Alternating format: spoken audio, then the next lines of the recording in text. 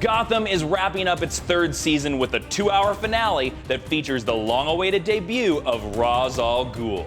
We've got the cast here to chat about the final episodes of the spring and tease us on the chaos that awaits the city in Season 4.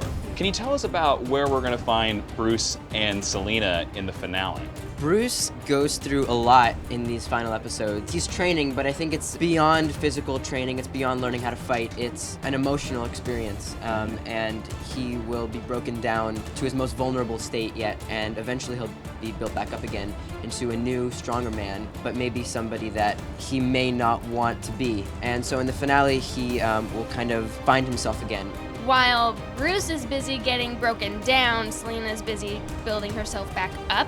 And I think that that's a really cool dynamic. I don't know if it was intentional, but it's a really cool dynamic that they have where they're always on opposing sides of the spectrum. Mm-hmm. So she's building herself up, and in the finale, she'll take a step towards figuring out what she wants to do. Now, there's been a lot of rumors out there about some of the villains that we might see on Gotham. Right. Can you tell us whether we might see some classic Batman villains before the end of Season 3?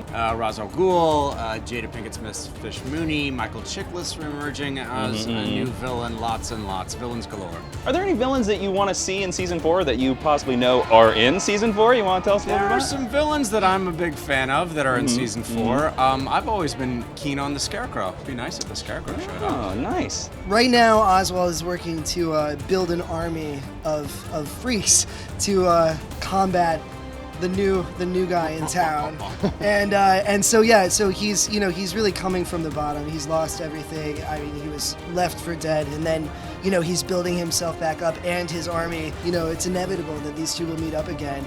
And Corey, is the Riddler just gearing up to fight the Penguin? Is that what we're going towards? Well, the Riddler doesn't know that the Penguin's alive yet. That's right. So that confrontation is inevitable. Are there any villains that you would like your characters to face off with in Season 4? All of them. All of them. You're down for all of them. I would love to just take them down. No, really, I feel like our show is so big. We have so many characters, and I feel like a lot of times we get kind of isolated in our own storylines and don't kind of interact with each other so much. And so whenever we do get a scene, I had my very first scene with Robin, and my only scene yet, in Season 3. And so I would love to just interact with more characters, and if that means villains and fighting, then I'll take it. Selina is always in the middle of everyone. Even if I haven't gotten to work with every single actor specifically, I feel like I've gotten to work with everyone in general. I think one person that I would really think would be an interesting connection would be Selina and Jerome, because Jerome is very airheaded and chaotic and murderous, whereas Selina is very grounded and confident.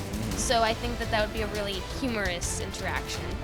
And then Ben, you just recently directed an episode. What was it like to step behind the camera in the show? It was phenomenal. I got great support from the cast. Very, very supportive cast and crew, and it's been something I've been wanting to do for probably 10 years. So I finally got the opportunity, and I'm very happy with the result. Nice. And final question I have for you. Season 4 is going to be the appearance of the Gordon mustache? Come on. I would like to see that, but then I'd like it to go away.